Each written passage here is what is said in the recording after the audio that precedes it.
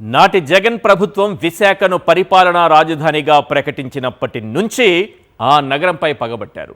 అప్పట్లో ఎల్లో మీడియాతో సునామీలో విశాఖ కొట్టుకుపోతుందని, వరుస భూకంపాలతో సముద్రంలో కలిసిపోతుందని విష ప్రచారాలు చేశారు. అధికారంలోకి వచ్చాక మరో రకంగా విశాఖను డ్యామేజ్ చేస్తున్నారు. పక్కా ప్లాన్ ప్రకారం అక్కడి పవిత్రతను దెబ్బతీస్తున్నారు. వాతావరణాన్ని నాశనం చేస్తున్నారు. చారిత్రక ఆనవాళ్లను చెరిపేస్తున్నారు.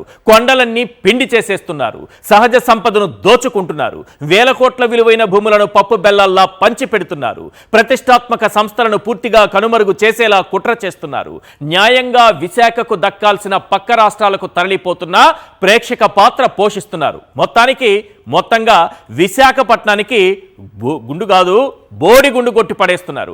ఏకంగా మ్యాప్ నుంచి విశాఖపట్నం పేరునే మాయం చేసేందుకు విశ్వ ప్రయత్నాలు చేస్తున్నారు. అప్పట్లో రిషికొండపై శిథిలావస్థకు చేరుకున్న భవనం స్థానంలో కొత్త భవనం కడితే రిషికొండకు గుండు అని ప్రచారం చేశారు. ఇప్పుడు డేటా సెంటర్ పేరుతో ఏకంగా అప్పన్న కొండకే గుండు కొట్టేస్తున్నారు సార్. ఓ పక్క భక్తులు, విశాఖ ప్రజలు ఆందోళన వ్యక్తం చేస్తున్నా లెక్క చేయకుండా కొండను తవ్విపారేస్తున్నారు. పరమ పవిత్రమైన అప్పన్న కొండకు ఏ విధంగా గుండు కొట్టేస్తున్నారో ఒకసారి స్క్రీన్ పైన చూడండి. ఇప్పుడు మీరు చూస్తున్నటువంటి ఈ దృశ్యాలు విశాఖ వరాహ నరసింహస్వామి కొలువైనటువంటి పుణ్యక్షేత్రానికి సంబంధించింది. 160 ఎకరాల్లో ఈ అప్పన్న కొండ విస్తరించి ఉంది. ఇప్పుడు ఈ కొండని గుండు కొట్టేస్తున్నారు చంద్రబాబు నాయుడు గారు, కూటమి ప్రభుత్వం. పవిత్రతను దెబ్బతీస్తున్నారు. 160 ఎకరాల్లో విస్తరించి ఉన్నటువంటి ఈ కొండ రూపమే లేకుండా చేసేస్తున్నారు. అలా చూసారా ఏ రకంగా తవ్విపడేస్తున్నారు? మామూలు గుండు కాదు, బోడి గుండు చక్కగా కొట్టేస్తున్నారు. నరసింహస్వామికి సంబంధించింది, అప్పన్న పుణ్యక్షేత్రానికి సంబంధించింది 160 ఎకరాల్లో ఈ అప్పన్న కొండ విస్తరించింది. హనుమంత వాక నుంచి గోపాలపట్నం వరకు విస్తరించి ఉన్న ఈ కొండపైనే నరసింహస్వామి కొలువై ఉన్నారు. అటువంటి కొండ రూపమే లేకుండా చేసేస్తున్నారు. ఇదే కొండ ఎన్నో ప్రకృతి విపత్తుల నుంచి విశాఖపట్నాన్ని కాపాడింది సార్. మనం గొప్పగా చెప్పుకుంటుంటాం. ఆ పవిత్రత, భగవంతుని ఆశీస్సులు ఉండటం వల్లే అనేక విపత్తుల నుంచి విశాఖ ప్రజలు బయటపడ్డారు ప్రాణాలతో. అలాంటి పరమ పవిత్రమైన కొండను డేటా సెంటర్ పేరుతో ప్రభుత్వం లాక్కుంది. ఇష్టారాజ్యంగా తవ్వకాలు జరుపుతోంది. భక్తులు అడ్డు చెప్పుతున్నా, విశాఖ ప్రజలు వద్దని వారిస్తున్నా ఏ మాత్రం లెక్క చేయకుండా కొండని తులిచిపారేస్తున్నారు. సింహాచలం కొండ నుంచి వర్షపు నీరు నేరుగా ముడసర్లోకి వస్తుంది సార్. దీనికోసం 3 ప్రాంతాల్లో సపటాలను కూడా ఏర్పాటు చేశారు. మధ్యలో ఉన్నటువంటి BRTS రోడ్డు కింద నీరు వెళ్లేందుకు వీలుగా ఈ నిర్మాణాలన్నీ అప్పట్లోనే జరిగాయి. ఇప్పుడు జరుగుతున్నటువంటి తవ్వకాలతో ఈ నీటి ప్రవాహం పూర్తిగా నిలిచిపోతుంది. మరి ఎటు పోవాలి నీటి ప్రవాహం? ముడసల్లో చుట్టుపక్కల ఉన్నటువంటి నివాసిత కాలనీలకి నీటి కష్టాలు మొదలవుతాయి. అంతేకాదు ఈ తవ్వకాలతో పవిత్రత దెబ్బతింటుంది. పర్యావరణం ఎటువంటి పర్యావరణాన్ని ఎట్లా నాశనం చేస్తున్నారో చూడండి. వీళ్ళకి పర్మిషన్స్ ఎవరిచ్చారు, ఎలా వచ్చాయి? ఇంతటి ప్రకృతిని ఈ విధంగా సర్వనాశనం చేస్తుంటే, దెబ్బ కొట్టుతుంటే, కొండకే గుండు కొట్టేస్తుంటే పర్మిషన్స్ ఎలా వచ్చాయో అర్థం కావట్లేదు. ఇదంతా చూసిన తర్వాత మన లోకేష్ గారు చెప్పినట్టుగా విశాఖపట్నంలో జీ ఉంటుందో లేదో తెలియదు, కానీ ఒకవేళ ఉంటే అది గూగుల్ మాత్రం కాదు సార్, గుండు. జీ ఉంటే మాత్రం, జీ అంటే ఏంటంటే గుండు. లోకేష్ గారు చెప్పారు మనకి విశాఖపట్నంలో జీ ఉంది, జీ అంటే గూగుల్ అని. విశాఖపట్నంలో జీ ఉందా లేదా అనేది కాస్త చదువుకున్న నాలెడ్జ్ ఎవరికున్నా తెలుస్తుంది. పోనీ ఒకవేళ ఉంది అనుకుందాం, అది గూగుల్ అంటున్నారు కదా, గూగుల్ కాదు, గుండు, బోడి గుండు, మామూలు గుండు కూడా కాదు. కేవలం అప్పన్న కొండకే కాదు, ఈ కూటమి ప్రభుత్వం అధికారంలోకి వచ్చాక మొత్తం విశాఖకు ఏ విధంగా గుండు కొట్టేసిందో ఒకసారి చూద్దాం. గుండు అనేది ఇప్పుడు మీరు చూస్తున్నటువంటి 160 ఎకరాల్లో విస్తరించి ఉన్న అప్పన్న స్వామి కొండకు మాత్రమే కాదు, మొత్తం విశాఖపట్నానికి గుండు కొట్టేస్తున్నారు. బోడి గుండు కొట్టేస్తున్నారు విశాఖపట్నానికి. విశాఖపట్నానికి కొట్టేయడం ఏంటి? కక్ష. విశాఖపట్నానికి ఎంత బోడిగుండు కొట్టేస్తే మన రియల్ ఎస్టేట్ వ్యాపారం అంత బాగుపడుతుంది. అందుకే ఎకరా కాదు, ఎకరాలు కేవలం 99 పైసలకు ఇచ్చేస్తాం. వేల ఎకరాలు మన బంధువుకి రాసిచ్చేస్తాం. వాళ్ళు యూనివర్సిటీలు నడుపుతారు. 180 కోట్ల రూపాయలు కరెంటు బిల్లులు కట్టలేదు హైదరాబాద్లో. అలాంటి నిజాయితీ పరులకు మనం రాసిచ్చేస్తాం 5,000 కోట్ల విలువైన భూములు. 180 కోట్ల రూపాయల కరెంటు బిల్లులు కట్టలేదు. వీళ్ళు విద్యా సంస్థలు నడుపుతారు, విద్యా బుద్ధులు చెప్తారు. వీళ్ళకి ఎవరు బుద్ధులు చెప్పాలి ఇప్పుడు? రైట్.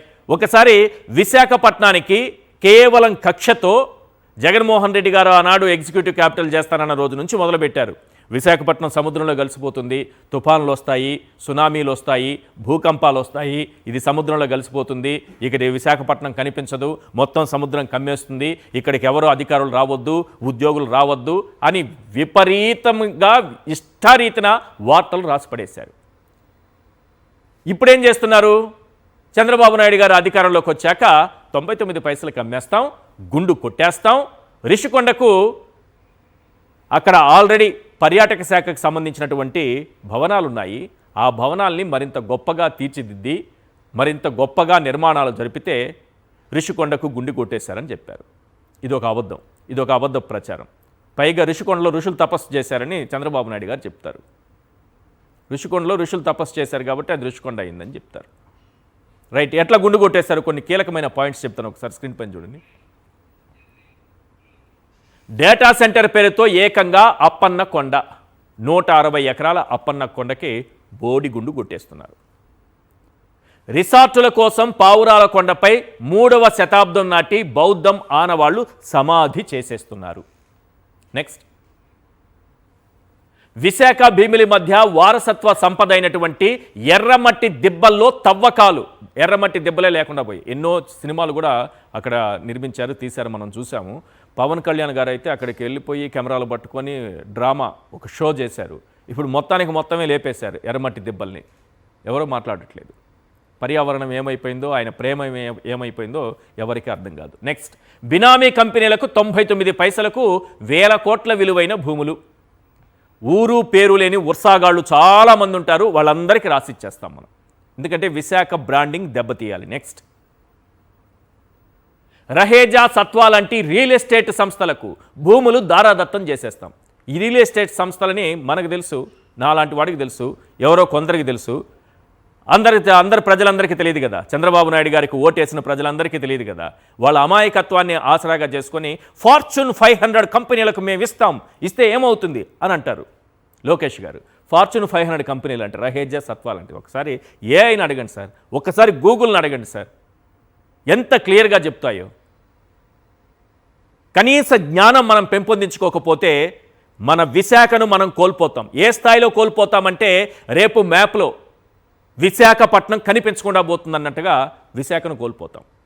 ఎందుకు ఈ మాట అంటున్నానంటే, ప్రతి నగరాన్ని తీసుకొచ్చి ప్రపంచ పట్టణంలో పెట్టింది నేనే అంటారు కదా చంద్రబాబు నాయుడు గారు. ఇప్పుడు ఆ ప్రపంచ పట్టణం నుంచి విశాఖను మాయం చేసే కుట్ర జరుగుతోందా అనిపిస్తోంది. వాల్టేరు హార్బర్ పార్క్లో లూలు గ్రూప్కి చౌకగా 13.74 ఎకరాల భూమి, దాదాపు 2000 కోట్ల విలువని అంటున్నారు. చూద్దాం, ఇంకా ఎక్కువ కూడా ఉండొచ్చు. నెక్స్ట్, 5,000 కోట్ల విలువైన 55 ఎకరాల ప్రభుత్వ భూమి గీతంకు ధారాదత్తం. మనోళ్లే సార్, మన బంధువు కూడా. వాళ్ళు అసలు విద్యా సంస్థలు నడిపి విద్యాబుద్ధులు చెప్పేవాళ్ళు కరెంటు బిల్లులు కట్టరు సార్. వాళ్ళు హైదరాబాద్లో కరెంటు బిల్లులు కట్టరు, అక్కడేమో 5,000 ఎకరాలు 55 ఎకరాల 5,000 కోట్ల రూపాయల విలువైన భూములు మాత్రం సులభంగా కొట్టేస్తారు. గీతం వర్సిటీ కోసం ఆంధ్ర యూనివర్సిటీని లేకుండా చేసేటటువంటి కుట్ర జరుగుతోంది. ఇది నేనంటున్న మాట కాదు, అక్కడ విద్యార్థులు కానీ మేధావులు కానీ చెబుతున్న మాట.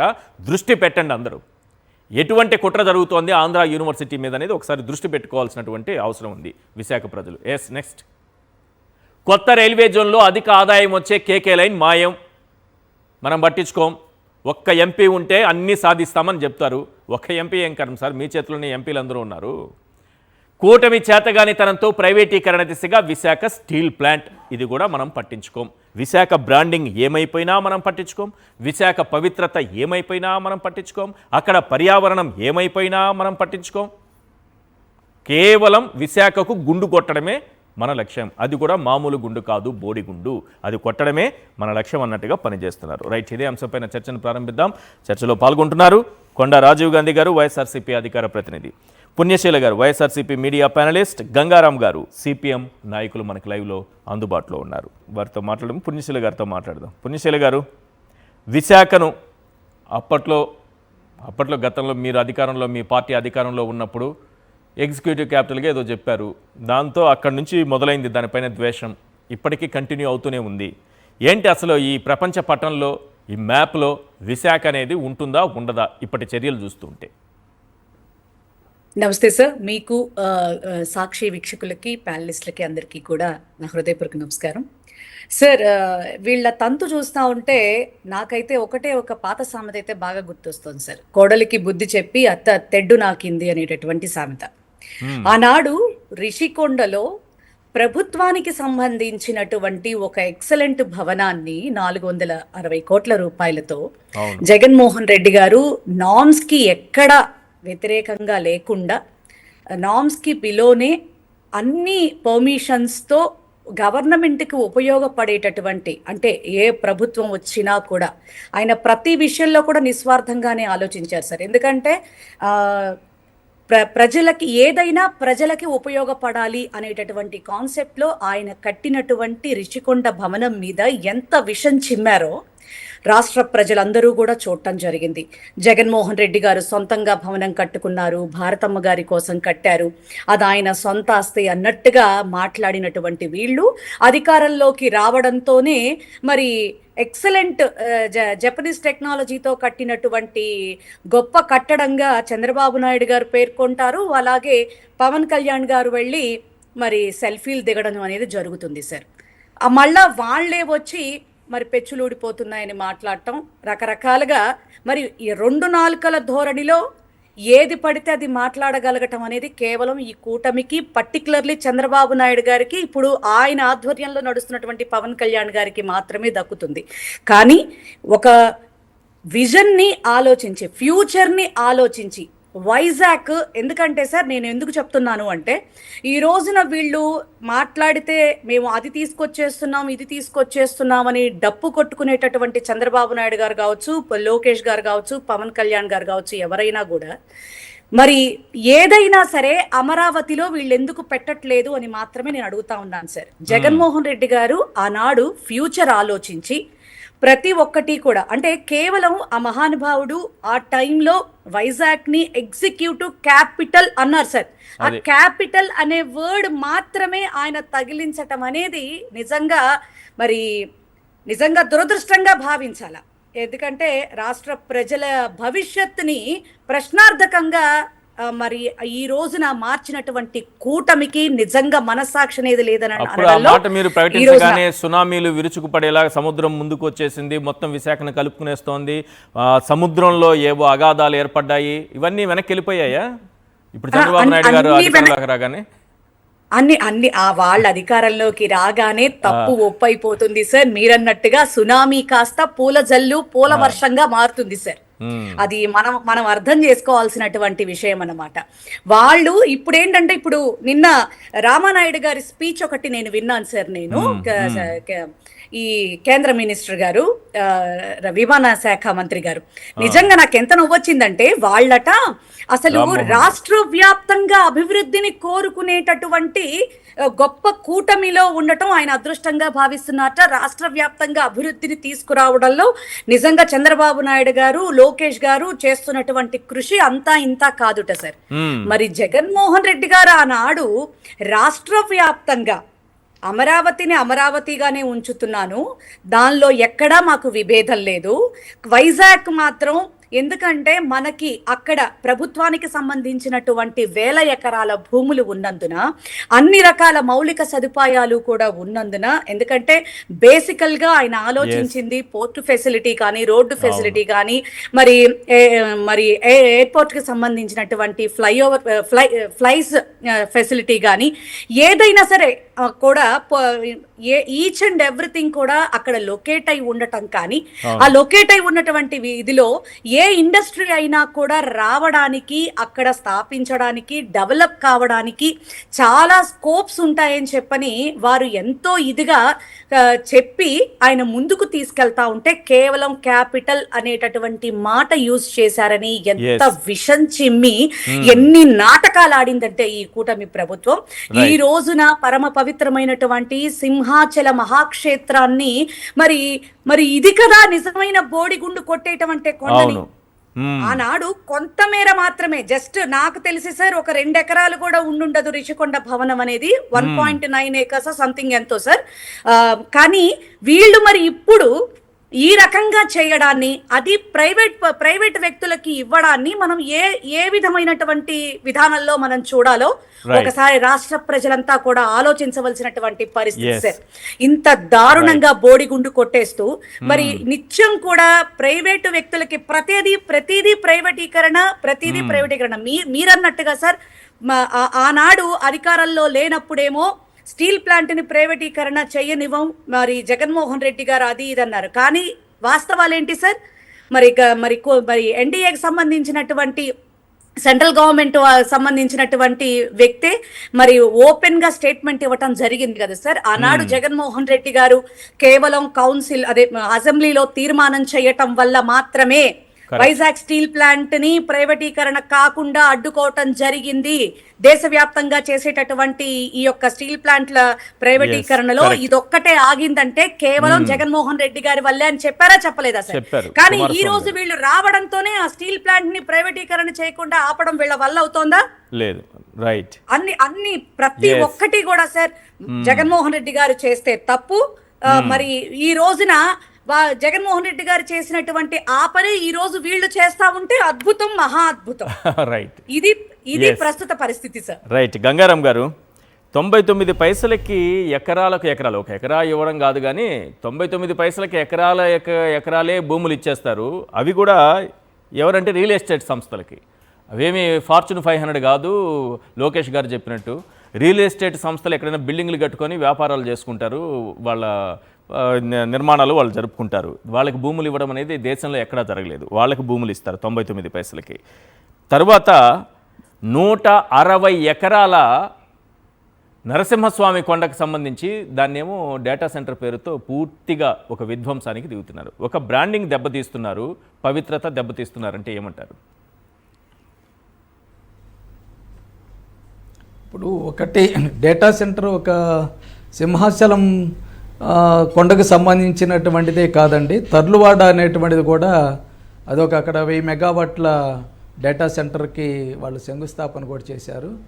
అక్కడ దాదాపు 266 ఎకరాల కొండ భాగాన్ని మొత్తాన్ని కూడా చొల్చేశారు పూర్తిగా. ఇప్పటికే మొత్తం నామరూపాలు లేకుండా ఆ ప్రాంతాన్ని, అదో పెద్ద కొండ, ఆ కొండ కింది భాగం మొత్తాన్ని కూడా శంకుస్థాపనకు ముందే కొన్ని వందల బుల్డోజర్లు, కొన్ని వందల లారీలు పెట్టి మొత్తం కూడా విధ్వంసం చేసినటువంటి పరిస్థితి మనకు కనిపిస్తూ ఉన్నది. ఇప్పుడు సింహాచలం దేవస్థానం అనేటువంటిది విశాఖపట్నం నడిబొడ్డులో ఉంది. అక్కడ ప్రధానమైనటువంటిది ఏంటంటే దానికి దిగువ బాగానే ముడసర్లో రిజర్వాయర్ ఉంది. దాదాపు 1,00,000 మంది ప్రజానీకానికి మంచినీటిని వసతి కల్పిస్తూ ఉన్నది ఆ రిజర్వాయర్. ఆ రిజర్వాయర్కి నీరు అనేటువంటిది పైనుంచి సింహాచలం కొండ మీద నుంచి ఈ యొక్క వాటర్ స్ప్రింక్లర్స్ అనేటువంటివి రెగ్యులర్గా వస్తూ ఉంటాయి. ఈ నీటి సెలయేర్లన్నీ కూడా ఇప్పుడు గూగుల్ డేటా సెంటర్ పేరు మీద మొత్తం ధ్వంసం చేయబడుతూ ఉన్నది. అంటే ఇక నా రిజర్వాయర్లో ఒక్క సుక్క కూడా నీరు అనేటువంటిది భవిష్యత్తులో కూడా ప్రజల యొక్క మంచినీటిని అది దెబ్బకొట్టేస్తున్నారు. మొత్తం ఎవరండి పూర్తిగా నీళ్ళు అనేటువంటిది లేకుండా పోయి ప్రజానీకం తీవ్రంగా ఇబ్బంది పడతా ఉంటారు. అలాగే ఇప్పుడు ఆ యొక్క పర్యావరణాన్ని విధ్వంసం చేసేటటువంటి చర్యల్ని ఎవరు ఆపటం లేదు. మరి గతంలో వైసీపీ ప్రభుత్వం రుషికొండ విధ్వంసం పేరు మీద రాజకీయంగా లాభపడింది. అలాంటి కొండల్ని ఈరోజు అనేకమైనటువంటి వాటిని విధ్వంసం చేస్తూ ఉన్నారు. ఆఖరికి కొండల మీద ఉండేటటువంటి భూమిని డేటా సెంటర్లు ఒకటే కాదండి, ఐటీ కంపెనీల పేరు మీద ఇస్తూ ఉన్నారు. నిజంగా ఐటీ కంపెనీలు వస్తే ఉద్యోగాలు వస్తాయి. అవన్నీ అటువంటిది యువతకి పెద్ద ఎత్తున గత 2 ఏళ్ల నుంచి రోజు పిక్చర్ చూపిస్తున్నారు. ఈ రోజుకి ఒక్క ఐటీ కంపెనీ రాలేదు. ఉద్యోగాలు ఎన్ని వచ్చినాయో చెప్పమనండి. లక్షల ఉద్యోగాలు వస్తున్నాయని వాళ్ళు చెప్తూ ఉన్నారు. ఎక్కడ విశాఖపట్నానికి ఈ కొండల మీద ఏ కంపెనీ వచ్చి ఎన్ని ఉద్యోగాలు ఇచ్చిందో చెప్పమనండి. 24 లక్షల ఉంది. చంద్రబాబు నాయుడు గారు చెప్తున్నారు. విశాఖపట్నానికి వచ్చిన ఉద్యోగాల కన్నా సార్, ఒక పోయినటువంటి ఒక ఉద్యోగాలే పాయింట్ ఉంది ఇక్కడ. అత్యధికమైనటువంటి ఉన్నాయి. స్టీల్ ప్లాంట్లో ఒక పాయింట్ చెప్పండి, నాకు ఒక పాయింట్ చెప్పండి. 22 నెలల కాలంలో 23 లక్షల కోట్ల పెట్టుబడులు వచ్చాయి, 24 లక్షల ఉద్యోగాలు వచ్చాయని చంద్రబాబు నాయుడు గారు చెప్తున్నారు. మరి విశాఖపట్నంలో ఉద్యోగాలు రాలేదా? 24 లక్షల్లో కనీసం 20 లక్షలు 15 లక్షల ఉద్యోగాలు రాలేదా? ఇదంతా ఉత్త బోగస్ అండి. బహిరంగంగా బహిరంగ చర్చకి రమ్మనండి. తెలుగుదేశం కూటమి వాళ్ళు ఎవరైనా ఎక్కడెక్కడ ఎన్ని ఉద్యోగాలు వచ్చినా వాళ్ళు చెప్పనండి. మేము ఈ కూటమి వచ్చిన తర్వాత ఎక్కడెక్కడ ఎన్ని ఉద్యోగాలు పీకేశారనేటువంటి మేము చెప్పాము. ఉదాహరణకి విశాఖపట్నం స్టీల్ ప్లాంట్ కేంద్రం యొక్క ప్రభుత్వ ఆధీనంలో నడిచేటటువంటి సంస్థ. అర్ధరాత్రికి అర్ధరాత్రి 5,000 మంది నిర్వాసిత కార్మికులు, ఇతర ఉత్తరాంధ్రకు సంబంధించినటువంటి కాంట్రాక్ట్ కార్మికులు ఉద్యోగం నుంచి పీకేశారు. రాజ్యాంగం విలువలు నాశనం చేశారు, కార్మిక చట్టాలని అణగదొక్కేసేశారు. ఒక్క రాత్రితోటి మొత్తాన్ని పీకేశారు 5,000 మంది పైన కార్మికుల్ని. అలాగే ఈ 22 నెలల కాలంలోనే సుమారుగా 1,600 మంది పర్మనెంట్ ఉద్యోగుల్ని విఆర్ఎస్ పేరు మీద ఇంటికి పంపించారు. ఇంకా కొన్ని 100,000 మందిని ఎలా పంపించడానికి సిద్ధం చేసేస్తున్నారు. అంటే కార్మికుల్ని పనిచేసుకునేటటువంటి వాళ్ళని ఉద్యోగాల నుంచి వేరబోయటం అనేటువంటిది ఎక్కువ భాగం ఇక్కడ జరుగుతుంది. పైపెచ్చి వీళ్ళు లక్షల ఉద్యోగాలు విశాఖపట్నంలో వస్తున్నాయి అని చెప్పారు. ఒకవేళ చంద్రబాబు నాయుడు గారు కూటమి ప్రభుత్వం లక్షల ఉద్యోగాలే కల్పించారని ఒక మాట అనుకున్నా, ఆ ఉద్యోగాలు ఎంత జీతం ఇస్తున్నాయో చెప్పమనండి. ఆ జీతం చట్ట ప్రకారం జీతాలు ఇస్తున్నారా లేదని చెప్పమనండి. చట్ట ప్రకారం పని గంటలు ఉన్నాయా లేవదో చెప్పమనండి. వచ్చినటువంటి ఉద్యోగాలకి ఎంతమంది అపాయింట్మెంట్ లెటర్లు ఇచ్చారో చెప్పమనండి. ఎంతమందికి ఈఎస్ఐ పిఎఫ్ కట్ చేస్తున్నారో చెప్పమనండి. ఎంతమందికి సామాజిక భద్రత కల్పించారనేటువంటి ఈ చట్టాలన్నింటినీ ఎంతమందికి అమలు చేస్తున్నారో చెప్పమనండి. వాళ్ళ జీతం ఎంత అండి? ఇప్పుడు ఉన్నటువంటి వాళ్ళ జీతం గొర్రెతాక బెత్తడిలాగా ఉంది. 7,000, 8,000, 10,000, 12,000, 15,000. ఒక ఇంజనీరింగ్ గ్రాడ్యుయేట్కి విశాఖపట్నంలో 15,000 లోపు ఉద్యోగం వస్తుంది. 15,000 లోపే 5 ఏళ్ళు 10 ఏళ్ళు పనిచేసినా కూడా వాళ్ళకి 20,000-25,000 దాటడం లేదు. వాళ్ళు పెళ్ళి ఎప్పుడు చేసుకోవాలి, ఇల్లు ఎప్పుడు కట్టగాలి, పిల్లల్ని ఎప్పుడు కొనాలి. ఇంత పెద్ద ఎత్తున కార్మికుల యొక్క శ్రమను లూటీ చేస్తున్నారు. ఈ పెట్టుబడిదారులకి ఈ కార్మికుల్ని బలిస్తూ ఉన్నారు విశాఖపట్నంలో. విశాఖపట్నం అనేటువంటి దాన్ని ఈరోజు కార్మిక బలి సెంటర్గా మార్చేస్తున్నారు కూటమి ప్రభుత్వం. అవేం ఉద్యోగాలని మేము అడుగుతూ ఉన్నాం. దానివల్ల ఏం ఆర్థిక వ్యవస్థ ఏం ముందుకెళ్తుందని మేము అడుగుతూ ఉన్నాం. పెరుగుతున్నటువంటి సంపద గురించి పదే పదే చంద్రబాబు నాయుడు గారు చెప్తూ ఉన్నారు. దేశంలో బాగా అభివృద్ధి చెందుతున్నటువంటి రాష్ట్రాల్లో ఆంధ్ర రాష్ట్రం ఒకటని చెప్తున్నారు. తలసరి ఆదాయంలో దాదాపు దేశంలో ఉండేటటువంటి 8వ ర్యాంక్ అని చెప్తూ ఉన్నారు. జీడిపి రేట్ పెరుగుతుంది అంటున్నారు. గ్రోత్ రేట్ 2 అంకెల స్థాయికి విపరీతంగా పెరిగిపోతుంది. సంపద బ్రహ్మాండంగా పెరిగిపోతుంది. అత్యంత సుసంపన్నమైనటువంటి రాష్ట్రంగా మారిపోతుందని చెప్తూ ఉన్నారు. మరి ఈ సంపద పెరుగుతూ ఉంటే విశాఖపట్నంలో అత్యంత పేదరికంగా ఎందుకున్నారని నేను అడుగుతూ ఉన్నాను. ఈ కొండల మీద ఎందుకున్నారు? ఇప్పటికీ కూడా దాదాపు 6 లక్షల మంది పేదవాళ్ళు మురికి కోపాల్లో ఉన్నారు. ఇప్పటికి ప్రభుత్వం ఇల్లు కట్టాల్సినటువంటి ఇప్పటి వరకు కట్టడం లేదు, కట్టినటువంటి హ్యాండ్ ఓవర్ చేయటం లేదు. అలాగే టిట్కో ఇల్లు 25,000 కట్టాలి, 25,000 ఇప్పటికి 15,000 కట్టడం లేదు. ఎందుకు కట్టడం లేదు నేను అడుగుతూ ఉన్నాను. 2 బెడ్రూమ్ హౌసెస్ కట్టొచ్చు కదా, ఎందుకు కట్టడం లేదని నేను అడుగుతూ ఉన్నాను. అంటే ఇళ్ళ గృహ హౌస్ ఇవ్వటం లేదు, లేకపోతే ఎటువంటి సదుపాయాలు కల్పించటం లేదు, వేతనాలు పెంచటం లేదు. ఈ 2 ఏళ్ళలో ₹1 వేతనం పెంచారని చెప్పండి అసంఘటిత రంగ కార్మికులకి. ఎవరు పెంచలేదు. పెంచకపోగా ఈరోజు ఉద్యోగాలను ఓడబీకేటటువంటిది పోలీసు రాజ్యాన్ని పెట్టేసి ఎవరన్నా ఆందోళన చేస్తే ఉద్యోగాలను బీకేస్తాం, లేదా అక్రమ కేసులు పెట్టడం, జైలు పంపించేటటువంటి ఒక రాక్షస ప్రవృత్తి విధానాన్ని విశాఖపట్నంలో కూటమి ప్రభుత్వం అనుసరిస్తూ ఉన్నది. అందువల్ల ప్రజల తీవ్రమైనటువంటి వ్యతిరేకతతోటి ఈరోజు విశాఖపట్నంలో ఉంది. మరో పెద్ద ప్రమాదం ఏంటంటే ఈ కొండల విధ్వంసం వలన పర్యావరణ ముప్పు వస్తూ ఉంది. ఈ డేటా సెంటర్ల వలన 2 డిగ్రీలు సెంటిగ్రేడ్ విశాఖపట్నంలో వేడి పెరుగుతుంది అంటున్నారు. దానివల్ల సముద్ర మట్టాలు పెరుగుతాయి అంటున్నారు. దానివల్ల పెద్ద ఎత్తున విస్ఫోటనాలు, తీవ్రమైనటువంటి తుఫాన్లు వస్తాయి అంటున్నారు. చుట్టూ ఉండేటటువంటి ప్రాంతం విశాఖపట్నం మొత్తం కూడా వేడి ఉష్ణోగ్రత పెరగటంతో అది తట్టుకోలేనటువంటి పరిస్థితి విశాఖపట్నం పౌరులకి అటువంటి ప్రమాదకర పరిస్థితి ఏర్పడబోతుందని చెప్తూ ఉన్నారు. కానీ అటువంటి దాని మీద పర్యావరణం స్టడీ చేసి ఉందా లేదా అనేటువంటి చెప్పాల్సినటువంటి బాధ్యత కూటమి ప్రభుత్వం మీద ఉంది. ఇవన్నీ ఏమి చెప్పకుండా పెట్టుబడి వస్తేనే విశాఖపట్నం అభివృద్ధి అని చెప్తూ ఉన్నారు. ఇదంతా ఉత్త బోగస్, ప్రజలను మోసం చేయటం, ఆ పేరుతోటి పబ్లిక్ వనరుల్ని లూటీ చేస్తున్నారండి. కొండలన్నిటిని నా వాయిస్ రీచ్ అవుతుందా మీకు? సముద్ర తీరం రేర్ reach మినరల్ అవ్వట్లేదు. కింద మొత్తం గంగారాం గారు ఒక్క నిమిషం. చేస్తున్నారండి. Yes, yes, అలాగే yes. దాంతో పాటు రైట్, వస్తాను సార్, మీ దగ్గరికి వస్తాను, మళ్ళీ వస్తాను. ఎస్, కొండా రాజీవ్ గాంధీ గారు జాయిన్ అయ్యారు మనతో పాటు, వైఎస్ఆర్సీపీ అధికార ప్రతినిధి. రాజీవ్ గాంధీ గారు, 99 పైసలకు భూములు ఎకరాలకి ఎకరాలు అమ్మేసి, బోడిగుండు కొట్టేసి, బ్రాండ్ ఇమేజ్ దెబ్బ కొట్టేసి, పవిత్రతను దెబ్బ తీసేసి, ప్రపంచ పటంలో అన్నీ పెట్టాను, నేనే పెట్టాను, హైదరాబాద్ నేనే పెట్టా, తిరుపతిని నేనే పెట్టా, వైజాగ్ నేనే పెట్టాను అంటారు కదా చంద్రబాబు నాయుడు గారు. ఆ ప్రపంచ పటం నుంచి వైజాగ్ను మాయం చేసే కుట్ర ఏమన్నా జరుగుతోందా? ఏంటి విధ్వంసం విశాఖలో? ఈశ్వర్ గారు, మీకు, మా సోదరిమణి పుణ్యశీల గారికి, గంగారాం గారికి, సాక్షి టీవీ న్యూస్ ఛానల్ వీక్షకులందరికీ కూడా నా హృదయపూర్వక నమస్కారాలు. Good evening one and all. ముందుగా సార్, మా ఉత్తరాంధ్ర ప్రాంతంలో అంటే తిరుమల తిరుపతి దేవస్థానం దర్శించుకుని ఎవరైనా సరే ఖచ్చితంగా సింహాచల అప్పన్న స్వామి దర్శనానికి వస్తాం. సింహాచలము మహాపుణ్యక్షేత్రము, శ్రీ వరాహ నరసింహుని దివ్య ధామము అని చెప్పి మా ప్రాంతంలో ప్రసిద్ధి. అటువంటి కొండని ఈరోజు తొలిచేస్తుంటే అది చాలా బాధ కలిగిస్తా ఉంది. ఏ కర్మ పట్టిందిరా బాబు ఈ రాష్ట్రానికి, ఇటువంటి పాలకులు దొరికారు వచ్చారు అనేటువంటి భావోద్వేగమైనటువంటి ఇబ్బంది కలుగుతా ఉంది. ఎందుకు చెప్తున్నానంటే, మేము ప్రప్రథమంగానే చెప్తున్నాం, ఎక్కడా కూడా వైఎస్ఆర్ కాంగ్రెస్ పార్టీ అభివృద్ధికి వ్యతిరేకం కాదు. ఈ డేటా సెంటర్ అనేటువంటిది, ఈ డేటా సెంటర్ ద్వారా అభివృద్ధి జరగాలి, విశాఖపట్నానికి మంచి ఉండాలని చెప్పి జగన్మోహన్ రెడ్డి గారు ఆలోచన చేశారు. అయితే ఏదైతే ఇందాక గంగారాం గారు చెప్పారో, తొర్లవాడ గాని, రాంబిల్ గాని, అక్కడో 240 ఎకరాలు, ఇక్కడో సుమారు 200 ఎకరాలు కూడా కేటాయింపు జరిగింది. ఇక్కడేమో 160 ఎకరాలు ఈ ప్రభుత్వం మొత్తం. అయితే మేము తొర్లవాడకో రాంబిల్కో మేము వ్యతిరేకం కాదు. ఈ 160 ఎకరాల కొండ ఏదైతే కేటాయించారో దానికి మేము వ్యతిరేకిస్తా ఉన్నాం. ఎందుకు వ్యతిరేకిస్తున్నాం? ఒకటి, ఆధ్యాత్మికంగా వ్యతిరేకిస్తా ఉన్నాం. 2, పర్యావరణ పరిరక్షకులుగా వ్యతిరేకిస్తున్నాం. గతంలో ఋషికొండ మీద సుమారు 10 ఎకరాల ప్రాంతంలో గతంలో భవనాలు ఉంటే, ఆ భవనాలకి అక్కడ ఉన్నటువంటి రెస్టారెంట్లు కూడా స్థానికులుగా అనేక సందర్భాల్లో మేము వెళ్ళినటువంటి వ్యక్తులు మాకు తెలుసు అక్కడ ఇంతకుముందు ఉందా లేదా అన్నది. స్వయంగా వీఆర్ సెల్ఫ్ ఎక్స్పీరియన్స్.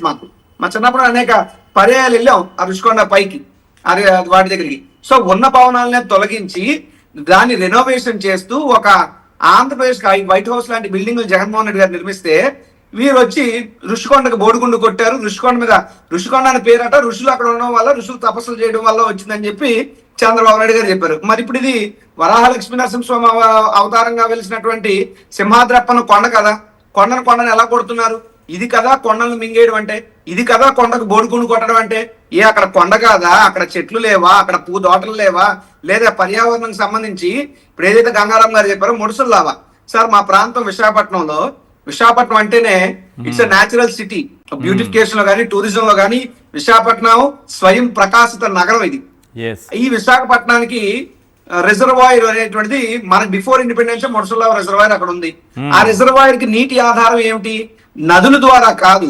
ఇక్కడ 3 కొండలు ఉన్నాయి. తూర్పు కనుమల మధ్య లోతట్టైనటువంటి ప్రాంతం ముడుసుర్లావ. ఆ ముడుసుర్లావకి ఒక పక్క సింహాచలం కొండలు, మరో పక్క కంబాల కొండలు, మరో పక్క కైలాసగిరి కొండలు. ఈ కొండల నడుమ వచ్చేటటువంటి జలధార ఏదైతే ఉంటుందో అది, ఆ నీరు ఆధారంగా ముడుసుల్లావ రిజర్వాయర్ నిండుతుంది. ఆ ముడుసుల్లావ రిజర్వాయర్ లో ఉన్నటువంటి వాటర్ విశాఖపట్నం ప్రజల దాహార్తిని తీరుస్తుంది. ఇప్పుడు అటువంటి పరిస్థితుల్లో ఆ వచ్చేటటువంటి వన్ ఆఫ్ ద కొండనే వీళ్ళు మటుమాయం చేస్తుంటే, నిర్మాణాల పేరు చెప్పి బోడిగుండు కొడుతుంటే, రేపు విశాఖపట్నం ప్రజలకి తాగడానికి నీళ్ళు ఎక్కడి నుండి వస్తాయి? మా తాగునీటి కష్టాలు ఎవరితో చెప్పుకుంటాం? పర్యావరణ సమతుల్యత ఏ విధంగా దెబ్బతింటది? సో ఈ రకంగా ఈ దుర్మార్గమైనటువంటి కూటమి ప్రభుత్వం ఎందుకనోసారి విశాఖపట్నం మీద కక్ష కట్టింది. ఇది వాస్తవం. మీరు చూడండి, విశాఖపట్నం కావచ్చు, ఎంటైర్ మా ఉత్తరాంధ్ర ప్రాంతం మీద కావచ్చు, ఎందుకో ఈ రకమైనటువంటి కక్ష. అంటే ఉత్తరాంధ్ర ప్రాంతం అంటే వెనుకబాటుకు గురైనటువంటి ప్రాంతం అని మాకు తెలుసు తప్ప, చంద్రబాబు నాయుడు గారి ప్రభుత్వం వెనక్కి నెట్టేయబడుతున్నటువంటి ప్రాంతం ఉత్తరాంధ్ర ప్రాంతం అని ఈ రోజే మాకు ఎలా ఉన్నా విశాఖ డెవలప్ అయిన ప్రాంతం కదా, దాని మీద కక్ష ఉంటది ఏమో. ఇప్పుడు మీకు ఒక ఉదాహరణ చెప్తాను. ఉత్తరాంధ్ర ప్రాంతం వరకు మూలాపేట పోర్టు జగన్మోహన్ రెడ్డి గారు తీసుకొచ్చారు. దాన్ని ఆ మధ్యలోనే ఆపేశారు. 70% పనులు జగన్మోహన్ రెడ్డి గారు పూర్తి చేస్తే మిగతా 30% పనులు ఈ ప్రభుత్వం చేయలేదు. ఉత్తరాంధ్రలో 3 మెడికల్ కాలేజీలు ఇచ్చారు జగన్మోహన్ రెడ్డి గారు, 3 ఆపేశారు. విశాఖ స్టీల్ ప్లాంట్ ని అమ్మేశారు. విశాఖ ఫిషింగ్ హార్బర్ డెవలప్మెంట్ కోసం జగన్మోహన్ రెడ్డి గారు ముందు చేస్తే ఎక్కడ వేసిన పనులు అక్కడే నిలిచిపోయి విశాఖ ఫిషింగ్ హార్బర్ ముందుకు వెళ్ళలేదు. ఇక భోగాపురం ఎయిర్పోర్ట్ కి అయితే దారే లేదు. అలా ఇంకో పక్క చూసుకుంటే గీతం కాలంలో ఒక 5,000 కోట్ల విలువైనటువంటి భూ కబ్జాలు జరుగుతున్నాయి. సింహాచలం కొండలు మింగేస్తున్నారు. విశాఖపట్నంలో భూములన్నీ కూడా ఉల్ఫా లాంటి ఆ ఊరు పేరు లేని కంపెనీలకి అన్నిటికీ కూడా ఈవెన్ రియల్ ఎస్టేట్ కంపెనీలకు కూడా పైసల్లో అమ్మేస్తున్నారు. ఇంకా పోతే నడిస్తే కూడా విశాఖపట్నం పన్నేసేటువంటి దిక్కుమాల కార్యక్రమాన్ని తీసుకొచ్చారు. దాన్ని గట్టిగా వ్యతిరేకించి ప్రతిఘటించిన వాళ్ళలో అక్కడ గంగారాం గారు ఆ పార్టీ నుండి వైఎస్ఆర్ కాంగ్రెస్ పార్టీ మేము వెళ్ళి నానా యాగి చేసి ప్రెస్ మీట్లు పెడితే ప్రభుత్వం మళ్ళీ దాని మీద పునరాలోచించే పరిస్థితి వచ్చింది. ఇంకా పోతే రోడ్డు మీద చిరు వ్యాపారస్తుల్ని ఆ ఆపరేషన్ లంగ్స్ పేరు చెప్పి విశాఖపట్నం ప్రాంతంలో ఉన్నటువంటి చిరు వ్యాపారులందరినీ కూడా సుమారు కొన్ని వేల మంది కుటుంబాలను రోడ్డుకి పడేసి వాళ్ళ ఉసురు పోసుకుంటా ఉంది. ఇంకో పక్కన చూస్తే ఆంధ్ర యూనివర్సిటీని పూర్తిగా కిల్ చేసేసారు. అంటే ఈ రకంగా చూసుకుంటే విద్యా వ్యవస్థ, రోడ్డు మీద వ్యాపారస్తుల, తాగే నీళ్ళ, నడిచే నడక, నివసించే భూమా, వాట్ నాట్, ఆఖరికి ఫిషింగ్ హార్బర్ లాంటి సముద్ర ప్రాంతం అయినా, ఎయిర్పోర్ట్ లాంటి ఆ ప్రాంతం అయినా, పోర్ట్ అయినా, ప్రతి దాన్ని కూడా సర్వనాశనం చేస్తూ ఉత్తరాంధ్ర మీద ఎందుకు కక్ష కట్టింది ప్రభుత్వం నేను అడుగుతున్నా. ఎస్పెషల్లీ విశాఖపట్నం మీద ఎందుకు ఈ కక్ష అంటే, విశాఖపట్నం ఒక మహానగరంగా ఉంటే భవిష్యత్తులోకి ఏమైనా ఇబ్బంది అనుకుంటున్నారా, మరి ఏమనుకుంటున్నారో తెలియదు కానీ ఇలా దిగిపోయే లోపు విశాఖపట్నాన్ని నాశనం చేసి దిగిపోవాలని కంకణం కట్టుకున్నారా అన్నటువంటి అనుమానం మాకైతే కలుగుతా ఉంది. ప్రభుత్వం ఈ రకమైనటువంటి చర్యలకు దిగడం అనేటువంటి దుర్మార్గం అని చెప్పి తెలియజేస్తున్నాను సార్. రైట్ సార్, నిన్నటి కేబినెట్ భేటీలో చాలా కీలకమైనటువంటి నిర్ణయాలు తీసుకున్నారు. మోడీ గారు చెప్పినటువంటి పొదుపు మంత్రాన్ని పాటించాలి, కాన్వాయ్ను కూడా తగ్గించుకోవాలి, పెట్రోల్ ఖర్చులు, డీజిల్ ఖర్చులు తగ్గించుకోవాలి, వినియోగం తగ్గించుకోవాలి అని చెప్పి 12 వాహనాలు ఉన్నటువంటి కాన్వాయ్ని చంద్రబాబు నాయుడు గారు 4 వాహనాల కాన్వాయ్గా మార్చుకొని అద్భుతంగా కొన్ని వీడియోలు తీసి దానికి ఎంత ఖర్చు పెట్టారు, అసలు ఖర్చు తగ్గించుకోవాలి, పబ్లిసిటీ కోసం పెట్టారు. మీకు మాట చెప్తాను, మీరు కార్లు కాన్వేల్ వరకు వెళ్ళిపోతున్నారు. అంత దూరం లేదు సార్, ఈ గవర్నమెంట్ కి అంత సినిమా అయిపోతుంది. మీరు విశాఖపట్నంలో యోగాంధ్ర కార్యక్రమాలు చెప్పు గానీ, లేదంటే ప్రధానమంత్రి మీటింగ్ పేరు చెప్పు, ముఖ్యమంత్రి మీటింగ్ పేరు చెప్పు, మొబైల్ టాయిలెట్లు పెడతారు కదా, మరుగుదొడ్లు అంటారు తెలుగులో. అవును, దానికి బయట ఇండియా మార్ట్ లో మీరు కొంటే ఒక మొబైల్ టాయిలెట్ ఖరీదు 19,000 18,000 ఉంటది. ఇలా పర్ డే ఇచ్చిన రెంట్ 16,000 18,000. మరుగుదొడ్లు పేరు చెప్పి కూడా గట్టి తిన్నటువంటి కక్కుర్తి ప్రభుత్వం ఈ ప్రభుత్వం. వీళ్ళు దోబరాలకు పెట్టింది పేరు, దోబరా అనే పదానికి care of address Chandrababu Naidu గారు జల్సా రాయులు ఈ ప్రభుత్వంలో. మంచినీళ్ళు కూడా హిమాలయన్ బాటిల్స్, కాస్ట్లీ వాటర్ ఉంటే తప్పితే అవి గొంతు దిగదు. మామూలు కిళ్ళ నీళ్ళు వేస్తే మరేటో చంద్రబాబు నాయుడు గొంతులు అడ్డెడిపోతుంది నాకు తెలీదు. వాళ్ళు తాగాలంటే హిమాలయన్ వాటర్ బాటిల్లే కావాలా. పొదుపు మంత్రం గురించి కేబినెట్ లో తీసుకున్నటువంటి డెసిషన్ ని మంత్రి పార్థసారథి గారు మీడియాకు బ్రీఫ్ చేస్తున్నారు. ఇటువైపు మేము చాలా గొప్పగా ఉండబోతున్నాము, పొదుపు పాటించబోతున్నామని, అటువైపేమో లోకేష్ గారు సేమ్ మళ్ళీ అదే కాన్వాయ్ వేసుకొని మళ్ళీ ప్రత్యేక విమానాలు లేవన్నారు. కానీ లోకేష్ గారేమో ఒక మంత్రి ప్రత్యేక విమానంలో తిరగడం అనేది ఒక్క ఆంధ్రప్రదేశ్లో మాత్రమే ఉంది. ఈ రోజు చంద్రబాబు నాయుడు గారు ఏం చేశారు, ఎటువంటి కార్యక్రమం నిర్వహించారు? నిన్న 4 వాహనాల కాన్వాయ్ని చూపించిన చంద్రబాబు నాయుడు గారు ఈరోజు ఏం చేశారన్నది మాట్లాడదాం. ఋషికొండ గురించి ఆ రోజు బోడిగుండు కొట్టేశారని ఏ రకంగా విష ప్రచారం చేశారో, పెట్రోల్ డీజిల్ పైన కూడా తండ్రి కొడుకులు అలాగే విష ప్రచారం చేశారు. ఇప్పుడు ఏ రకంగా మళ్ళీ వీళ్ళు 160 ఎకరాల్లో విస్తరించి ఉన్నటువంటి నరసింహస్వామి కొండను కొట్టేస్తున్నారో, పెట్రోల్ డీజిల్ విషయంలో కూడా వీళ్ళు అదే విధంగా దొరికిపోతుంటారు. మర్చిపోతున్నారేమో వీళ్ళు. మనం మర్చిపోవచ్చు, లోకేష్ గారు మర్చిపోవచ్చు, కానీ గూగుల్ మర్చిపోదుగా, యూట్యూబ్ అసలేం మర్చిపోదుగా. ఆ రోజు పెట్రోల్ డీజిల్ గురించి ఏం మాట్లాడారో ఒక్కసారి వేయండి సార్, ఇట్టా కొడితే అట్టా వచ్చేస్తోంది యూట్యూబ్లో. ఒకసారి చూపించండి లోకేష్ గారు ఏం మాట్లాడారో. చివరిగా పెట్రోల్ ధరల గురించి మీరు మాట్లాడారు. బాబు గారు వస్తే ధరలు మేము తగ్గిస్తాం. ఇది నేను ఎందుకు ముఖ కంఠంతో చెప్తున్నానంటే, ఈ రోజు భారతదేశంలోనే నిత్యావసర సరుకుల ధరలు ఇంత శాతం పెరిగింద ఏకైక రాష్ట్రం ఆంధ్ర రాష్ట్రం. దానికి కారణం పెట్రోల్ డీజిల్ పైన ఈ ప్రభుత్వం వేసే పన్ను. చాలా ఇప్పుడు గూడ్స్ ఆటో ఉండదు, ఏం పట్టుకెళ్తాడండి? నిత్యావసర సరుకులే కదా. వీళ్ళ చేతగాంతనం వల్లనే నిత్యావసర సరుకుల ధరలు ఇంత పెరిగింది. సో రేపు అధికారులకు వచ్చిన తర్వాత ఎట్టి పరిస్థితుల్లో మేము ధరలు తగ్గిస్తాం. మీకు పెట్రోల్ డీజిల్ అందుబాటులో తీసుకొస్తాం. దానికి మీకు ఎలాంటి సమావేశాలు ఈ సభాముఖం. చివరిగా మన బాధలు పోవాలంటే బాబు గారు మళ్ళీ లోకేష్ గారు చాలా బాగా నొక్కి మాట్లాడారు. ఒకసారి పెట్రోల్ డీజిల్ ధరలు ఈరోజు 3 రూపాయలు పెరిగింది పెట్రోల్ డీజిల్ పైన. తర్వాత మన పక్కన ఉన్నటువంటి పొరుగు రాష్ట్రాల్లో ఎలా ఉంది ఒక్కసారి వాస్తవ పరిస్థితి ఏంటో చూద్దాం. హైదరాబాద్ని తీసుకుందాం, విజయవాడకి తర్వాత వద్దాం. హైదరాబాద్ తీసుకుంటే పెట్రోల్ లీటర్ 110 రూపాయల 89 పైసలు, డీజిల్ 98 రూపాయల 96 పైసలు. చెన్నై తీసుకుంటే 103 రూపాయల 67 పైసలు పెట్రోల్ 1 లీటరు, డీజిల్ 95 రూపాయల 25 పైసలు. బెంగళూరు 106 రూపాయల 21 పైసలు, డీజిల్ తీసుకుంటే 94 రూపాయల 10 పైసలు ఉంది బెంగళూరులో 1 లీటర్ డీజిలు. ముంబై పెట్రోల్ 106 రూపాయల 68 పైసలు, డీజిల్ 93 రూపాయల 14 పైసలు ఉంది సార్. ఇది మన విజయవాడకు వద్దాం. లోకేష్ గారు నొక్కి చెప్పారు కదా, ఒకసారి చూడండి. ఇక్కడ విజయవాడ పెట్రోల్ 113 రూపాయల 3 పైసలు, డీజిల్ 100 రూపాయల 71 పైసలు. ఎక్కడైనా సరే ఇవన్నీ చూసుకుంటారండి సార్ ఒకసారి. ఏ రాష్ట్రంకైనా సరే తీసిపోయిందా? తీసిపోదు. టాప్లో ఉంచారు, సృష్టించారు సంపదని. 113 రూపాయలకి చేర్చిన పెట్రోల్ లీటర్ 113 రూపాయలు అనేది అటు హైదరాబాదు, చెన్నై, బెంగళూరు, ముంబై మీరు ఎక్కడ వెతికినా కనిపించదు. అందువల్ల మోడీ గారు చెప్పినటువంటి పొదుపు మంత్రం పాటిస్తానని నిన్న షో చేసినటువంటి చంద్రబాబు నాయుడు గారు, మన ముఖ్యమంత్రి గారు 4 వాహనాలతో వెళ్ళారని అన్ని ఎల్లో మీడియాలో చూపించారు. ఈరోజు సత్యసాయి జిల్లాలో జరిగిన కార్యక్రమానికి ఎన్ని బస్సులకి ఎంత డీజిల్ నింపారో ఒకసారి చూపించండి సార్. ఇక్కడ చూడండి సార్, 4 వాహనాలు తగ్గించుకొని అవేంటది డ్రోన్లతో షూట్లు చేసి వీడియోలు అందరికీ వదిలి ఢిల్లీలో మోడీ గారు కూడా చూసేటట్లుగా నిన్న చక్కగా ప్లాన్ చేసి ఈరోజు అడ్డంగా ఎలా దొరికిపోయారో చూడండి. ఇది మనం పొదుపు మంత్రం పాటిస్తున్నది.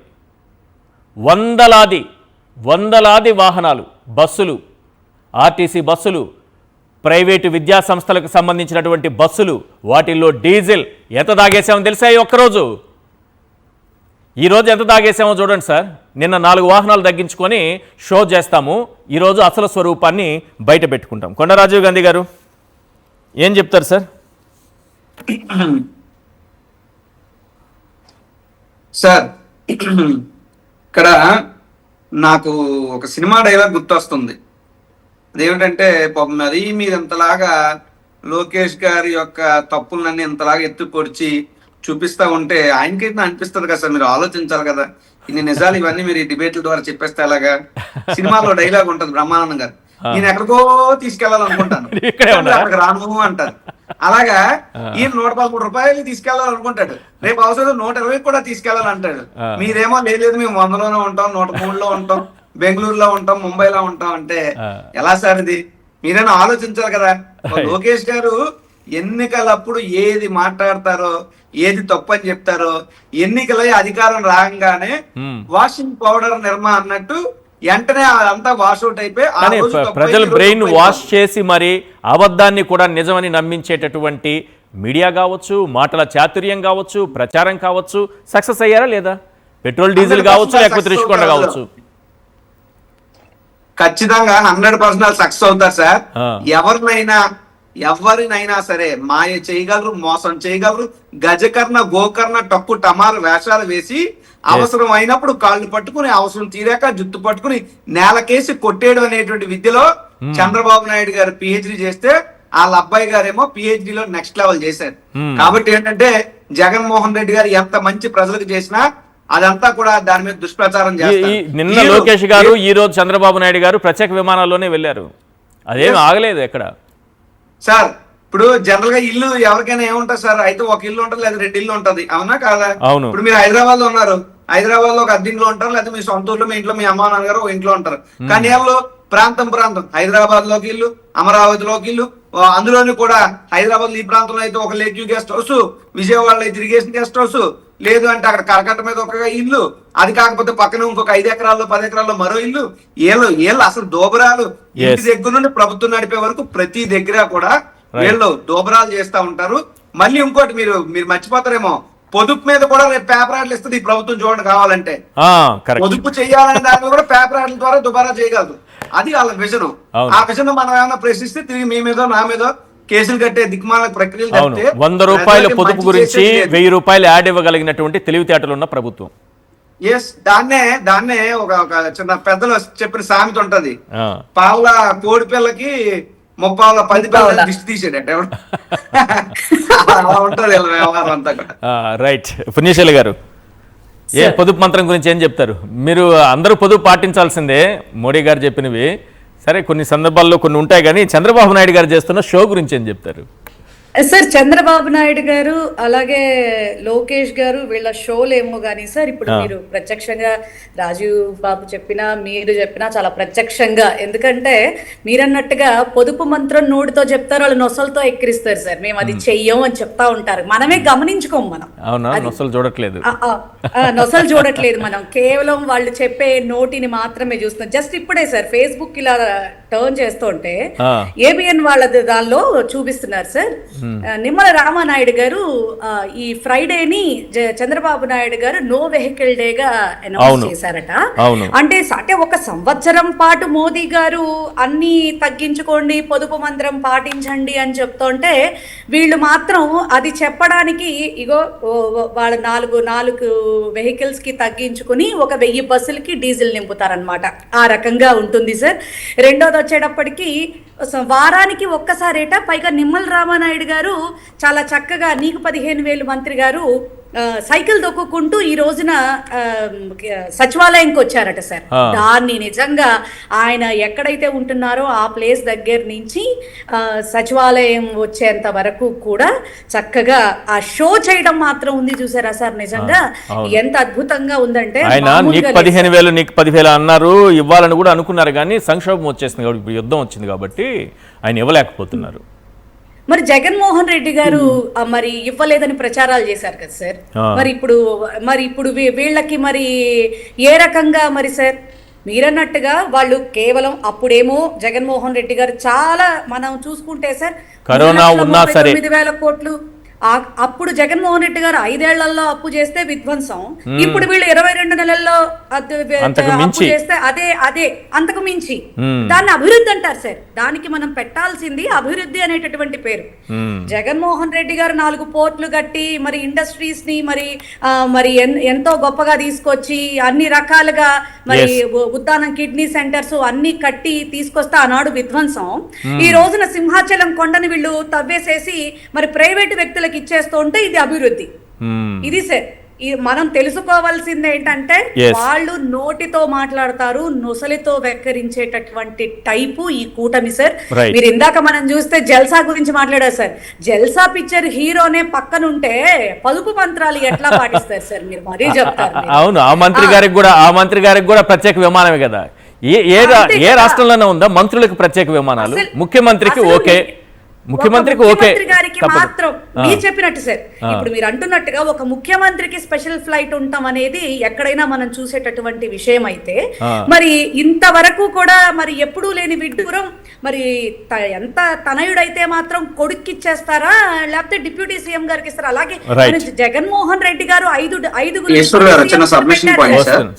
ఎక్కడా కూడా పాపం ఎట్లాంటి స్పెషల్ ఫెసిలిటీస్ కూడా వాళ్ళకి ఏ రోజు కూడా ఇవ్వలేదు సార్. నిజంగా ఒక సామాన్య వ్యక్తుల లాగానే వైఎస్ఆర్ కాంగ్రెస్ పార్టీలో ఉన్నటువంటి ప్రతి ఒక్కళ్ళు కూడా ప్రజలకు సేవ చేయటంలోనే అడుగు వేశారు. మరి ఈ రోజున మరి వీళ్ళు చేసేటటువంటి ఈ దుబారాన్ని, ఈ యొక్క విధ్వంసాన్ని, ఈ యొక్క మరి అరాచకాన్ని మరి ప్రజలందరూ కూడా గుర్తించాల్సినటువంటి సందర్భం అయితే ప్రతిరోజు కూడా ఉత్పన్నం అవుతుంది సార్. రైట్. గంగారాం గారు, మోడీ గారి గంగారాం గారికి ఇచ్చే ముందు చిన్న submission just half minute.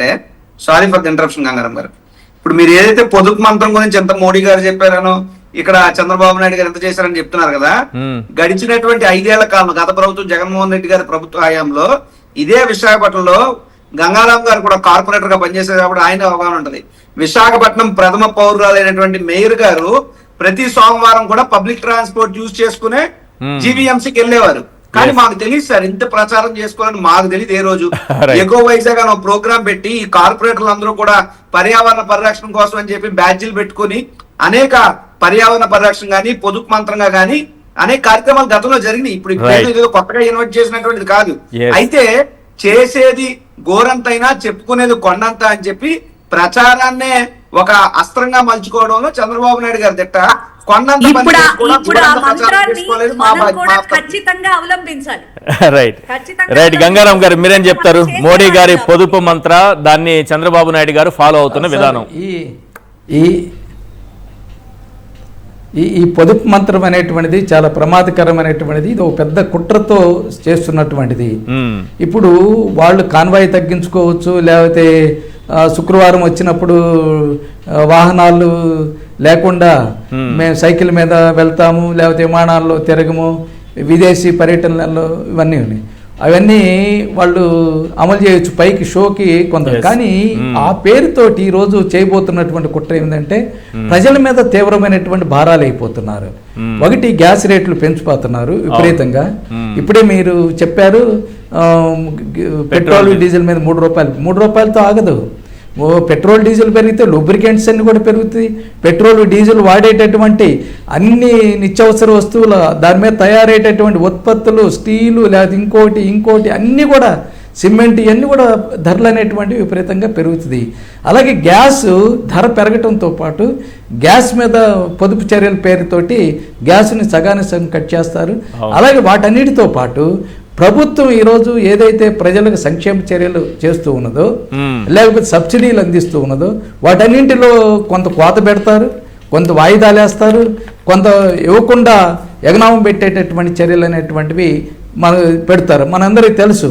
Super 6 కింద ఎన్నికల్లో ప్రచారం చేశారు. ఇప్పటికీ 2 నిరుద్యోగులకి నిరుద్యోగ భృతి ఇస్తానన్నారు. ఇప్పటికీ ఇవ్వలేదు. 2 ఏళ్ళు దాటిపోయింది, దాటుతూ ఉన్నది. అలాగే మహిళలకి 1500 రూపాయలు నెలకి ఇస్తానన్నారు. వాటిని కూడా ఇవ్వలేదు. ఇప్పుడు ఆ 2 అమలు చేయలేదు. రాకపోతే ఇంకొక సంవత్సరం 2 సంవత్సరాలు కూడా వీటిని అమలు చేయరు. కారణం ఏమిటంటే యుద్ధం వస్తూ ఉంది, సంక్షోభంలో ఉంది, పొదుపు చర్యలు పాటించాలి, రాష్ట్ర ప్రభుత్వం ఇక్కడ డబ్బు లేదనేటువంటి దుష్ప్రచారంతో ఈ ప్రజల మీద అనేక భారాలు అయిపోతున్నారు. ఇప్పుడు యూరియా దొరకదనేటువంటి చెప్తూ ఉన్నారు, రైతులకు సరఫరా చేయరు. అలాగే వీటన్నిటితో పాటు అసలు కారణం ఏమిటి, ఎందుకు ఇవన్నీ పొదుపు చర్యలు చేపట్టాలని మేము అడుగుతూ ఉన్నాం. ఇరాన్ మనకు సరఫరా చేస్తూ ఉంది. అమెరికా తీవ్రమైన దిగ్బంధనం చేసిన మనకు అవసరమైనటువంటి షిప్పులు పంపించారు. అలాగే పైప్ లైన్ ద్వారా గ్యాస్ పంపిస్తూ ఉన్నారు. అన్ని రకాలైనటువంటి పంపిస్తూ ఉన్నారు. కానీ ఈరోజు చంద్రబాబు నాయుడు గారు అలాగే నరేంద్ర మోడీ గారు ఒకటైపోయి ఒకే మాట మీదకి వెళ్ళిపోయి ఈరోజు మనకు హాని చేసేటటువంటి విధానాల్ని ప్రయత్నం చేస్తున్నారు. అమెరికా మీద ఒత్తిడి తీసుకొచ్చి యుద్ధాన్ని నిరోధించాలి, యుద్ధం ఆపాలి అనేటువంటి వైఖరి తీసేసుకుంటే ఈ పరిస్థితి అనేటువంటిది వచ్చేది కాదు. అది చేయకపోకుండా అమెరికాకి లొంగిపోవటం వలన ప్రజలకి మూల్యం చెల్లించేటటువంటి పొదుపు చర్యలు అనేటువంటి ఈరోజు రాష్ట్ర ప్రభుత్వం అనేటువంటి ప్రయత్నం చేస్తూ ఉంది. కేంద్ర ప్రభుత్వం మీద ఒత్తిడి తీసుకురావాలి, తప్పని చెప్పాలి. కానీ ఒక్క మాట మాట్లాడట్లేదు కేంద్ర ప్రభుత్వం. థ్యాంక్ యూ సార్ గంగారాం గారు చర్చలో పాల్గొన్నందుకు. అలాగే పుణ్యశీల గారు, కొండా రాజీవ్ గాంధీ గారు, థ్యాంక్ యూ అండి. ఇది వాళ్ళ చర్చా కార్యక్రమం. చూస్తూనే ఉండండి సాక్షి టీవీ.